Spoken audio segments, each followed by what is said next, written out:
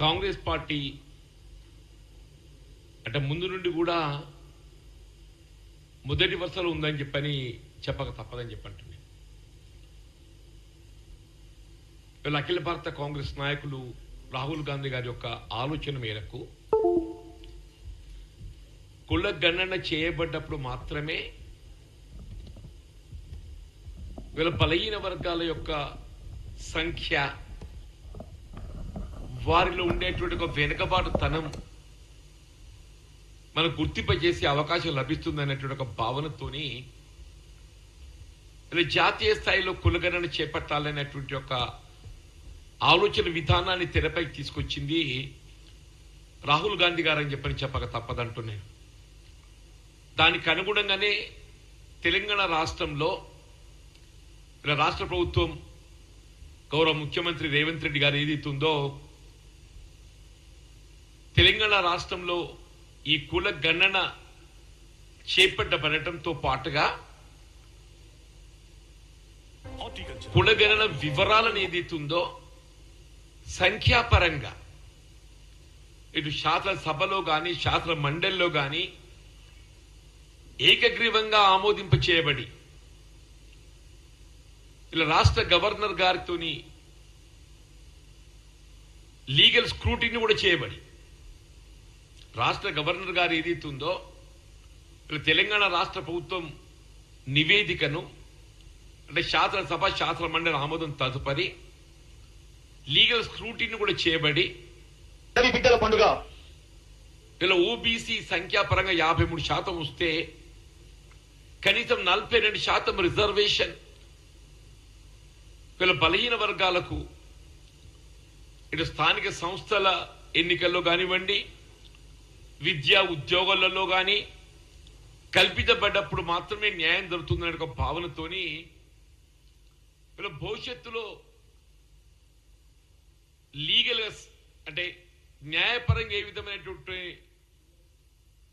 ఇబ్బందులు ఎదురుకాకుండా ఉండటానికి కొరకు వీళ్ళ కేంద్ర ప్రభుత్వం ఈ అంశాన్ని 9th షెడ్యూల్లో చేర్చబడే విధంగా కోరటానికి కొరకు ఏదైతుందో కేంద్ర ప్రభుత్వాన్ని కూడా నివేదించడం జరిగింది. దాని తదుపరే ఇవాళ కేంద్ర ప్రభుత్వం కూడా ఏదైతుందో ఈ కుల గణన ఆవశ్యకతను గుర్తించి ఇవాళ జాతీయ స్థాయిలో కాంగ్రెస్ పార్టీ రాహుల్ గాంధీ గారి ఆలోచన మేరకు డిమాండ్ మేరకు ఏదైతున్నదో జనగణనతో పాటుగా రాబోయేటువంటి సెన్సెస్ లో కుల గణన కూడా చేపట్టబడే విధంగా నిర్ణయం తీసుకోవటం హర్షించదగ్గ విషయం. తెలంగాణ రాష్ట్రానికి సంబంధించి నిన్న మిత్రులు ఆర్ కృష్ణయ్య గారు ఏదైతుందో రాజ్యసభ సభ్యులు రాబోయే స్థానిక సంస్థల ఎన్నికల్లో 42% రిజర్వేషన్ అమలు చేయబడే విధంగా చట్టం చేయబడ్డ తదుపరి మాత్రమే ఎన్నికలు జరిగితే బాగుంటుందని చెప్పిన సూచన చేయడం జరిగింది. అంటే వాస్తవం కూడా రాష్ట్ర ప్రభుత్వం కూడా అదే కాంక్షిస్తుంది. ఆ ఉద్దేశంతో ఏదైతున్నదో ఇవాళ స్థానిక సంస్థల్లో 42% రిజర్వేషన్ అమలు చేయబడే విధంగా చట్టం చేయబడటానికి చట్టం ఏ విధమైన ఆటంకాలు ఏర్పడకుండా కేంద్ర ప్రభుత్వం దాని 9th షెడ్యూల్లో చేర్చబడే విధంగా రాష్ట్ర గవర్నర్ గారితో నివేదిక సమర్పించడం జరిగింది.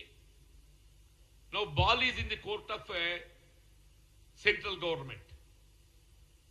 ఇవాళ ఏదైతుందో ఇవాళ బలహీన వర్గాలకు ఏదైతే 42% రిజర్వేషన్ కల్పించబడే విధంగా తెలంగాణ రాష్ట్రం ముందు వరుసలో నిలబడి ఇటు స్థానిక సంస్థల ఎన్నికల్లో కానీ అదేవిధంగా విద్యా ఉద్యోగాలలో కూడా 42% రిజర్వేషన్ అమలు చేయబడే విధంగా భవిష్యత్తులో చట్టపరంగా ఏ విధమైన ఆటంకాలు ఏర్పడకుండా 9th షెడ్యూల్లో చేర్చబడే విధంగా కేంద్ర ప్రభుత్వం నివేదించిన అంశం మనకు తెలిసింది. మిత్రులు ఆర్ కృష్ణయ్య గారిని ఏదైతుందో వారి వల్ల బీజేపీ రాజ్యసభ సభ్యులు వీళ్ళ కేంద్రంలో అధికారంలో ఉన్నది భారతీయ జనతా పార్టీ. వీళ్ళ రాష్ట్రంలో కూడా ఏదైతుందో ఇటు శాసనసభ కానీ శాసన మండలి కానీ రాష్ట్ర ప్రభుత్వం ప్రవేశపెట్టినటువంటి యొక్క ఈ 42% రిజర్వేషన్ సంబంధించిన అంశం వాళ్ళు సమర్థించడం జరిగింది. ఇక్కడ గమనించదగ్గ విషయం, బీజేపీ రాజకీయ పార్టీగా దాన్ని సమర్థించి శాసనసభలో ఏకగ్రీవంగా దాన్ని ఆమోదం పొందటానికి తోడ్పాటు చేయడం జరిగింది. కాబట్టి మిత్రులు కృష్ణయ్య గారు ఏదైతున్నదో వాళ్ళ భారతీయ జనతా పార్టీ రాష్ట్ర శాఖ మరి కేంద్ర ప్రభుత్వానికి భారత ప్రధాని మోడీ గారికి ప్రత్యేకంగా నివేదించి ఇవాళ ఈ రిజర్వేషన్ అంశం అనేది ఏదైతుందో అంటే జాతీయ స్థాయిలో యూనిఫామ్ గా అమలు చేయడం అంటే మరి కొంత సమస్య ఎదుర్కోవచ్చు. అంటే ఒక్కొక్క రాష్ట్రం ఒక అభిప్రాయం ఉంటుంది. కాబట్టి ఏ విధంగా ఎస్సీ వర్గీకరణ సుప్రీంకోర్టు ఏదైతుందో రాష్ట్రాలకి అధికారం ఇచ్చింది, రాష్ట్రాలకు అవకాశం ఇచ్చింది. అదేవిధంగా ఈ ఓబీసీలకు సంబంధించిన రిజర్వేషన్ కూడా రాష్ట్రాలలో అక్కడ స్థానిక పరిస్థితులకు అనుగుణంగా వారికి అవకాశం కల్పింప చేయబడే విధంగా, ఫర్ ఎగ్జాంపుల్ తెలంగాణ రాష్ట్రం ఏదైతుందో 42% రిజర్వేషన్ కొరకు వీళ్ళ చట్టం చేయడానికి ఇలా ముందు వరుసలో ఉన్నది. కేంద్ర ప్రభుత్వం ఏదైతుందో మీరు రాష్ట్రాలకు అధికారం ఇచ్చేసేయండి.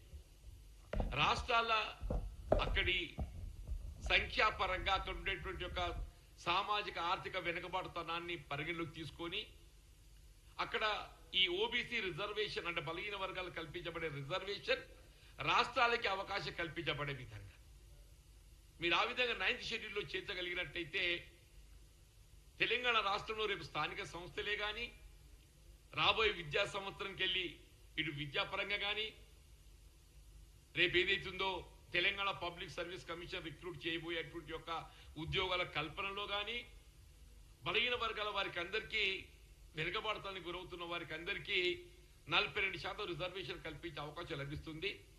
ఆ దిశగా ఇవాళ ప్రస్తుతం ఉన్న పరిస్థితి ఇది కేంద్ర ప్రభుత్వ పరిధిలో ఉన్న అంశం కాబట్టి నేను కృష్ణయ్య గారు చొరవ తీసుకొని ఇలా వాళ్ళ భారతీయ జనతా పార్టీ రాష్ట్ర శాఖ కేంద్ర ప్రభుత్వం అట్లా కేంద్ర భారతీయ జనతా పార్టీ నివేదించి తక్షణమే అది 9th షెడ్యూల్ చేర్చి రాష్ట్రాలకు అవకాశం కల్పించబడే విధంగా తగు చర్యలు చేపట్టాలని చెప్పని మేము డిమాండ్ చేస్తున్నాం, విజ్ఞప్తి చేస్తున్నాం.